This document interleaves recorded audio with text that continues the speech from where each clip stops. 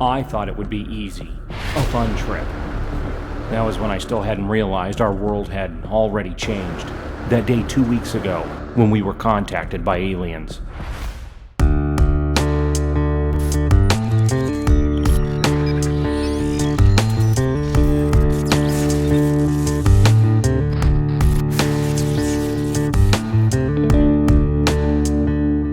Mars, the next planet after Earth in the solar system, and the first to be colonized by humans.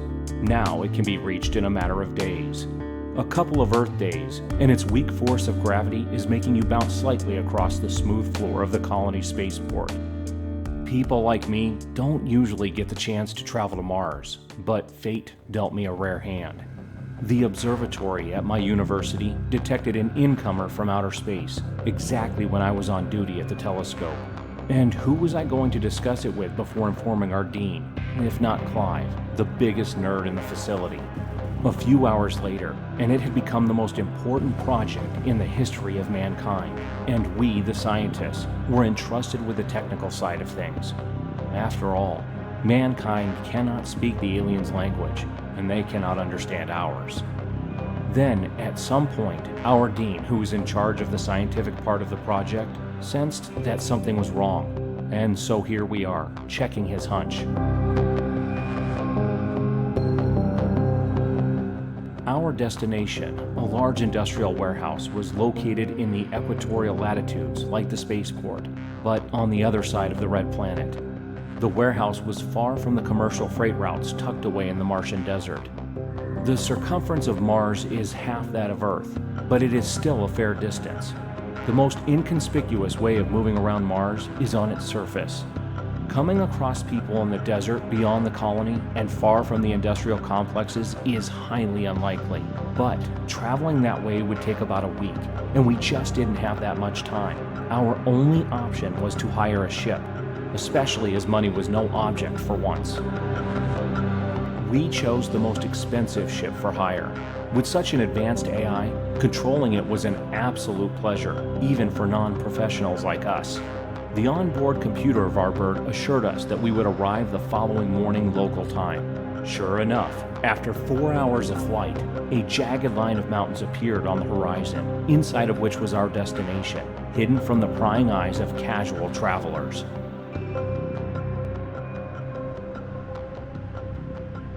Flight's routes, close to such a strategically important warehouse, were monitored by military radars for hundreds of kilometers all around.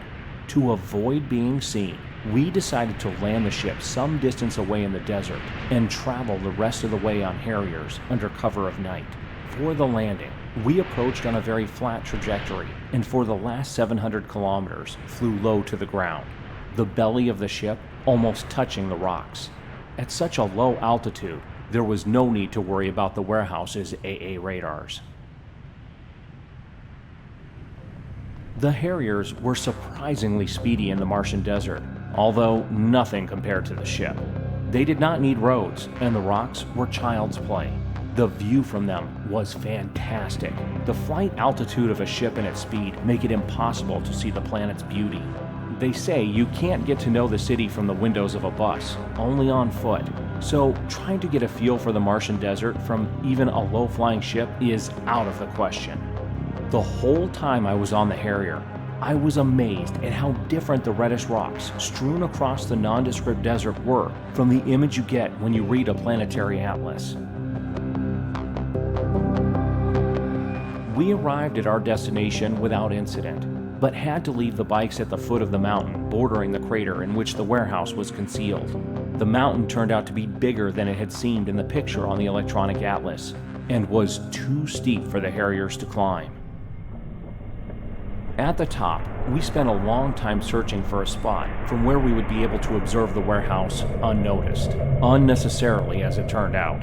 One look inside was enough to realize that it was deserted and empty, completely. The dean's hunch was confirmed, and that meant big trouble.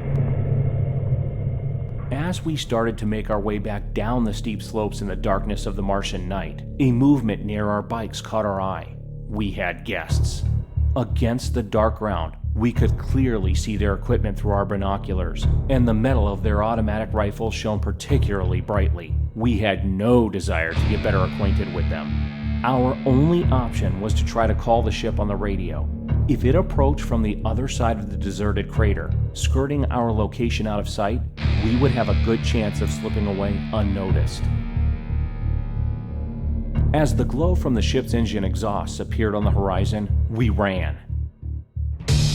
Whoever was below spotted us immediately. Without hesitation, they raised their guns and opened fire.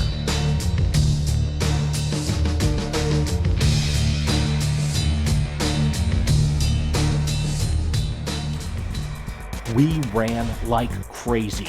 The ship had managed to land in the crater, but in the time it took us to get within a couple of 100 meters, whoever was chasing us had managed to clamber to the top and now opened fire as if at a shooting range. The ship's engines were operating at low thrust, keeping it about a meter above the ground and raising clouds of dust. Fortunately, it was enough to impair visibility for precision shooting. By the time the three of them had climbed to the crest, we were barely visible in the clouds of hellish rusty sand being whipped up from the Martian floor. To the left and right of me, bullets sent sparks up from the stones and clumps of sand that covered my spacesuit. I was the first to reach the ship. Clive had disappeared somewhere in the clouds of dust. Sheltered behind the solid hull plating, I waited for him to appear, and waited. Maybe he had lost sight of the ship. No, that was impossible. The turbine exhaust lit up the whole crater, creating a vivid glow in the dust. I had to assume the worst. Bullets clinked against the hull relentlessly. I could hear each impact clearly, despite the roar of the turbines. And then, I was seized with rage. A couple of steps and I was in the pilot's compartment taking control of the ship. Turning the nose away from the crest where the hail of bullets was coming from, I aimed the nozzle spitting out plasma fire directly at the shooters and pushed the thrust lever forward, pressing down on the brake pedal at the same time. The ship's nose went down and lightning flashed in front of the brake turbines. Through the rear external surveillance camera, I watched as the main engine's exhaust slammed into the ridge with tremendous force. A split second before, the noise of the bullets hitting the hull ceased. Realizing that their final hour had come, the assholes had run down the other side of the slope in an effort to escape the retaliatory plasma fire. My hand moved the main engine's fuel feed lever further and further. The flames at the front, compensating for the thrust at the back, turned the sand in the valley into a fiery mess. The structure of the ship began to creak, and the whole thing was shaking and shuddering. But I continued to push down, imagining the flesh of that scum burning.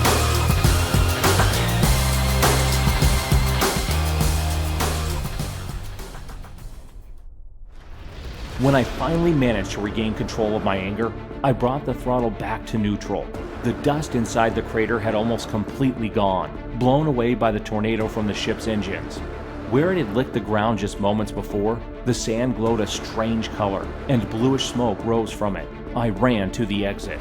Outside where the ground had cooled, it crunched underfoot like broken glass. A luminous path stretching to the hill was rapidly fading into the dry -50-degree air.